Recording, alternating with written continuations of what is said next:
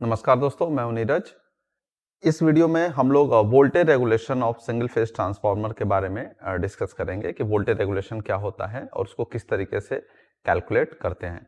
देखिए, voltage regulation की definition है change in terminal voltage from no load to full load at specified power factor. इसका क्या मतलब है? Change in terminal voltage. तो हमारा अगर ट्रांसफार्मर है, सिंपली देखें तो ट्रांसफार्मर में आपका क्या होता है, दो कॉइल होती हैं और टर्मिनल वोल्टेज कहां पे चेंज होगा? ऑब्वियस सी बात है, लोड हम कहां पे लगाते हैं? सेकेंडरी साइड पे लगाते हैं। तो सेकेंडरी साइड पे आपका लोड जो है, जब नहीं लगा होगा उस समय का वोल्टेज कुछ होगा और जब लोड लगा देंगे उस समय कुछ वोल्टेज होगा। उन दोनों के बीच में कितना चेंज आया, यही हमको यहाँ पे कैलकुलेट करना है।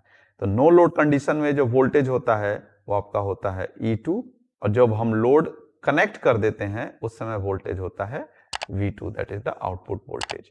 तो यही हमको जो है दोनों का डिफरेंस कैलकुलेट करना है। नॉर्मली ये पर यूनिट में दिया गया होता है और परसेंटेज में, तो इसलिए हम क्या करते हैं E2 minus V2 upon V2, जहां पे E2 क्या है? आपका सेल्फ इंड्यूस्ड ईएमएफ है और कह सकते हैं कि voltage at no load condition. और V2 क्या है आपका? ये आपका वोल्टेज जब हम लोड लगा देंगे उसके बाद क्या वोल्टेज आएगा और डिवाइड किया गया है V2 से। अब इसको करने के लिए यहां पर कहा गया है कि no load condition to full load condition. Obvious बात है, यानी कि लोड जब अप्लाई करेंगे आप ट्रांसफार्मर में तो लोड तीन तरीके के होते हैं। एक पहला यहां पे एज्यूम किया गया है लैगिंग। लैगिंग का मतलब हो गया कि ये क्या है? इंडक्टिव, यानी कि एल से रिप्रेजेंट, यानी कि इसमें इंडक्टर लगा होगा, इंडक्टिव नेचर का होगा। दूसरा हो सकता है कैपेसिटिव नेचर और तीसरा हो सकता है आपका रेजिस्टिव नेचर। तो सबसे पहले लैगिंग लोड एज्यूम किया गया यानी कि इंडक्टिव नेचर का है। तो उसके लिए ये जो डायग्राम यहाँ पे ड्रॉ किया गया, ये सेकेंडरी ट्रांसफार्मर का इक्विवेलेंट डायग्राम है, रेफर टू सेकेंडरी साइड। तो इसलिए यहाँ पर R02 कहा गया है। R02 क्या है आपका? Total resistance of transformer refer to secondary side. X02 क्या है आपका? Total reactance of transformer refer to secondary side. V2 आपका टर्मिनल वोल्टेज है और E2 आपका नो लोड कंडीशन का वोल्टेज है। और ये एक तरह से क्लोज्ड पाथ जब बनेगा तो डेफिनेटली जो है हम यहाँ पे KVL अप्लाई कर सकते हैं। तो KVL अप्लाई जब हम करेंगे तो उस समय आप देखिए क्या होगा। जब यहाँ लोड आपने लगा दिया, लोड लगाने के बाद यहाँ पे करंट भी फ्लो करेगी, क्या? I2। और यहाँ पर रहे रेजिस्टेंस R02, ये इंडक्टर X02। तो इंडक्टर के साथ हमेशा प्लस J का इस्तेमाल किया जाता है, तो इसलिए हम यहाँ पे क्या लिख सकते हैं? KVL अगर आप लगा रहे हैं तो आप यहाँ पे लिख सकते हो E2 minus I2 R02 minus J times I2 X02 minus V2 is equal to 0। और उसको जब हम सॉल्व करेंगे तो ये इक्वेशन हमें मिलेगी।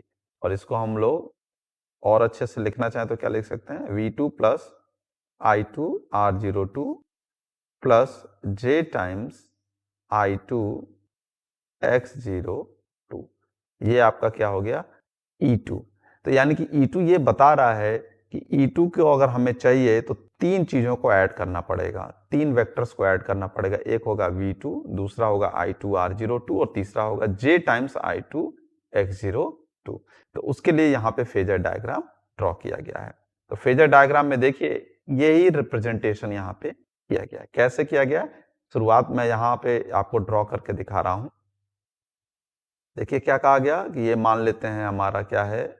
V2 है और लैगिंग लोड माना है तो डेफिनेटली जो करंट होगी वो क्या करेगी? आपकी लैग करेगी। तो इसलिए यहाँ पर क्या मान लिया गया? Lagging load. और एंगल भी मान लिया गया है कि ये क्या है? फाई एंगल से लैग कर रहा है। अब अगला जो है हमको ड्रॉ करना है I2 R02। तो I2 R02 क्या है? रेजिस्टेंस के अक्रॉस का वोल्टेज है और रेजिस्टेंस में हम लोगों ने पढ़ा है ऑलरेडी कि V और I के बीच का एंगल 0 डिग्री होता है। तो यहाँ पर I है और I2 R02 वोल्टेज होगा, तो डेफिनेटली इसी के ठीक पैरेलल में लाइन ड्रॉ की जाएगी। तो ये लाइन इसके पैरेलल में ड्रॉ की गई है और ये क्या हो गया? I2 R02। अब ये लाइन आगे बढ़ाएंगे तो एंगल क्या हो जाएगा? थीटा हो जाएगा। जैसे ये एंगल थीटा, ये भी एंगल थीटा होगा। अब इसके बाद क्या कहा गया है? I2 X02, लेकिन यहाँ पे लगा है प्लस J। तो प्लस J लगा है, इसका क्या मीनिंग होता है कि वो 90 डिग्री आपका होगा। तो 90 डिग्री आपको ड्रॉ करना है, तो उसके लिए आप देखिए तो यहाँ पर क्या करना पड़ेगा, 90 डिग्री कहाँ से, यहाँ से 90 डिग्री। तो ये आपका क्या हो जाएगा, I2 X02, और जब इन तीनों को ऐड करेंगे तो आपको मिल जाएगा ये E2। तो ये वही डायग्राम यहाँ पे ड्रॉ किया गया। ये एंगल कितना है आपका, थीटा। अब ये आप देखें तो यहाँ कुछ परपेंडिकुलर्स ड्रॉप कर दिए गए हैं। इसके बाद ये राइट एंगल ट्रायंगल OAD, ये जो एंगल आपको ट्रायंगल दिख रहा है, इसकी अगर बात करें तो हम ये रिलेशन लिख सकते हैं, पाइथागोरस प्रमेय आप लोगों ने पढ़ा होगा, तो उसकी मदद से। तो क्या होगा, OA का square is equal to AD का स्क्वायर प्लस OD का स्क्वायर, यानी कि OA ये आपका क्या हो गया,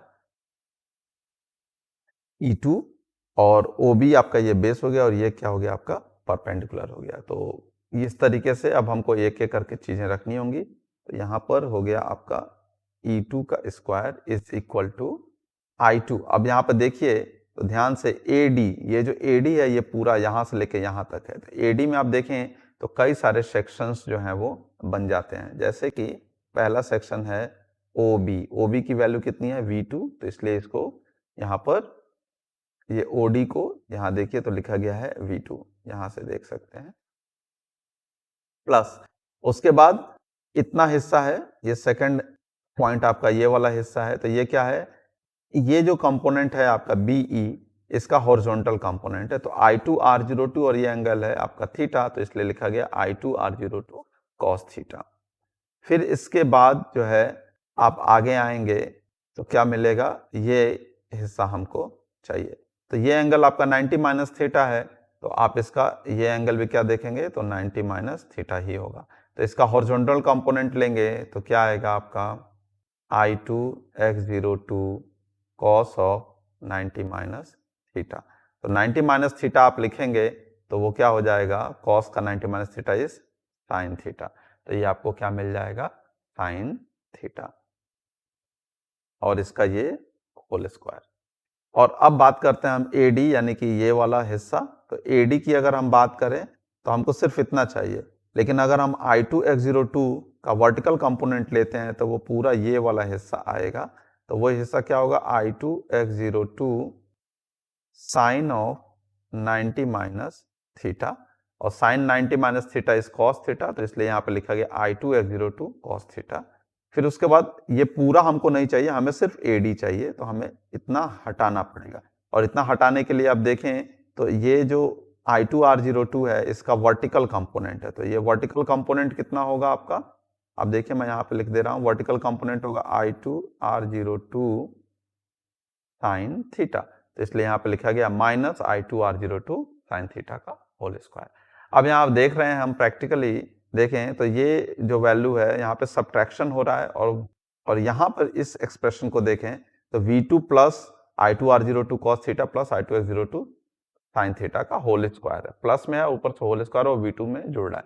तो हम कह सकते हैं कि ये वाला जो पूरा टर्म है I2 X02 cos theta minus I2 R02 sine theta का होल स्क्वायर, ये इसके रिस्पेक्ट में बहुत ही छोटा होगा और नेग्लेजिबल होगा, तो हम उसे नेग्लेक्ट कर देंगे। और नेग्लेक्ट करेंगे तो हमें मिल जाएगा क्या, E2 equal to V2 plus I2। यहाँ पर इसको आप 0 रख दीजिए या हटा दीजिए, तो स्क्वायर स्क्वायर हट जाएगा और ये वैल्यू हमें मिल जाएगी। हमें वोल्टेज रेगुलेशन का फॉर्मूला पता है क्या है, E2 minus V2 upon V2। तो E2 माइनस V2 यहाँ से देखेंगे तो I2 R02 cos theta plus I2 X02 sine theta मिल जाएगा डिवाइडेड बाई V2। तो ये हमको एक्सप्रेशन मिल गया है, कब, जब हमारा लैगिंग पावर फैक्टर है, उस समय की बात है। अब अगर हमारा क्या होगा, लीडिंग पावर फैक्टर है, तो चेंज क्या आएगा, आप देखिए तो आप फेजर डायग्राम में देखेंगे तो ये आपका V2 है, लीड करने के लिए करंट यहाँ पर बन जाएगी I2, और ये एंगल हो जाएगा आपका थीटा। तो यानी कि जो भी आपका थीटा है वो माइनस थीटा से रिप्लेस कर दिया जाए तो हमें फिर से उसका डेरिवेशन करने की आवश्यकता नहीं है, रिजल्ट हमें मिल जाएगा। तो आप इस एक्सप्रेशन में अगर आप थीटा को माइनस थीटा से रिप्लेस करेंगे तो ये एक्सप्रेशन मिलेगा, कॉस ऑफ माइनस थीटा और साइन ऑफ माइनस थीटा। और हमें पता है cos of minus theta is cos theta, तो कॉस थीटा ही रह जाएगा, और sine of minus theta is क्या होता है आपका, माइनस साइन थीटा। तो यहाँ पर बाहर क्या आ जाएगा, माइनस आ जाएगा। फिर उसके बाद यही लिखा गया R02 X02, जो कि ऑलरेडी पहले भी मैंने बताया कि equivalent resistance refer to secondary side and equivalent reactance refer to secondary side. ये R02 और X02 आपको इस तरीके से मिल गए हैं। अब हम इसको कंबाइन वे में लिखना चाहें तो हमें क्या पता चलेगा कि E2 minus V2 upon V2 is equal two plus minus यहाँ पे लगा दिया जाएगा और आपको मिल जाएगा VR is equal to something I2 R02 upon V2 cos theta plus minus I2 X02 V2 sin theta. तो इस इतने हिस्से को जो है पर यूनिट में भी रिप्रेजेंट किया जाता है। तो कहीं कहीं न्यूमेरिकल में RPU दिया होता है, पर यूनिट रेजिस्टेंस या पर यूनिट रिएक्टेंस, तो उस जगह पे आप इस तरीके से इस फॉर्मूले को इस्तेमाल कर सकते हैं। और ध्यान रखना है कि यहाँ जो प्लस साइन है वो किसके लिए इस्तेमाल किया जाएगा, आपका लैगिंग पावर फैक्टर के लिए, और माइनस साइन जो है वो लीडिंग पावर फैक्टर के लिए इस्तेमाल किया जाएगा। अब इसी में आगे कहीं कहीं पे आपको डेरिवेशन पूछा जा सकता है कि मैक्सिमम वोल्टेज रेगुलेशन के बारे में बताइए। तो मैक्सिमम वोल्टेज रेगुलेशन के लिए आपको क्या करना है, ये एक्सप्रेशन ऑलरेडी हमें पता है। और मैक्सिमम वोल्टेज रेगुलेशन के लिए हम क्या करेंगे, के लिए हमें क्या करना होगा, मैक्सिमम वोल्टेज रेगुलेशन चाहिए। तो आप सोचिए कि ये इसके लिए हमें मैक्सिमम वोल्टेज रेगुलेशन तब मिल सकता है जब हम पॉजिटिव वाला साइन चूज करेंगे। अगर नेगेटिव वाला चूज करेंगे तो डेफिनेटली सब्ट्रैक्ट होने के बाद जो है हमको मैक्सिमम तो नहीं मिल सकता है। इसलिए यहाँ पे पॉजिटिव साइन चूज किया जाएगा। पॉजिटिव साइन चूज किया जाएगा तो डेफिनेटली पॉजिटिव साइन किसको रिप्रेजेंट करता है, आपका वो होता है लैगिंग लोड। तो इसलिए यहाँ पे लिखा गया है लैगिंग लोड। ये ध्यान रखिएगा, आपको शॉर्ट क्वेश्चन में भी पूछा जा सकता है कि भाई वोल्टेज रेगुलेशन अगर हमको मैक्सिमम चाहिए तो किस तरीके का लोड अप्लाई करना होगा। तो आपको मैक्सिमम मिनिमा के लिए डेफिनेटली होता है, आप क्या करेंगे, थीटा के टर्म्स में इसको डिफरेंशिएट करके 0 कर देंगे, और जैसे डिफरेंशिएट करेंगे हमें एक रिजल्ट मिल जाएगा, that is R02 sin theta plus of X02 cos theta is equal to 0। यहाँ पे माइनस साइन रहेगा। अब इसको करने के बाद आपको क्या करना है, tan थीटा निकाल लेना है, तो यहाँ से आपको थीटा की वैल्यू निकल आएगी। तो ये आपकी कंडीशन हो गई जब आपको मैक्सिमम एफिशिएंसी मिलेगी। लैगिंग लोड होना चाहिए और tan थीटा की वैल्यू X02 अपॉन R02 के बराबर होना चाहिए। उस केस में हमको मैक्सिमम वोल्टेज रेगुलेशन मिलेगा। फिर उसके बाद आती है बात कि जीरो वोल्टेज रेगुलेशन की। तो जीरो वोल्टेज रेगुलेशन कब पॉसिबल हो सकता है, zero voltage regulation definitely positive sign choose करेंगे तो नहीं हो सकता है, इसलिए नेगेटिव साइन चूज किया गया है। तो नेगेटिव साइन चूज करने का मतलब क्या हुआ कि लोड हमारा कैसा होना चाहिए, डेफिनेटली लीडिंग हो। और इसको जीरो करना है तो आप सिंपली इसको उठा के जीरो रख दीजिए, तो यहाँ से आपको tan थीटा की वैल्यू मिल जाएगी R02 अपॉन X02। तो इस तरीके से मैक्सिमम वोल्टेज रेगुलेशन और जीरो वोल्टेज रेगुलेशन दोनों मिल जाएगा। और जीरो वोल्टेज रेगुलेशन आपको ध्यान रखना है लीडिंग लोड में ही अचीव किया जा सकता है। तो इस तरीके से जो है आपका वोल्टेज रेगुलेशन का टॉपिक जो है वो कंप्लीट हो जाता है फॉर सिंगल फेज ट्रांसफार्मर। आशा करते हैं कि आपको वीडियो पसंद आई होगी। अगर वीडियो पसंद आई है तो अपने दोस्तों के साथ शेयर करें, और अगर आप चैनल पर नए हैं तो चैनल को सब्सक्राइब कर लें। धन्यवाद।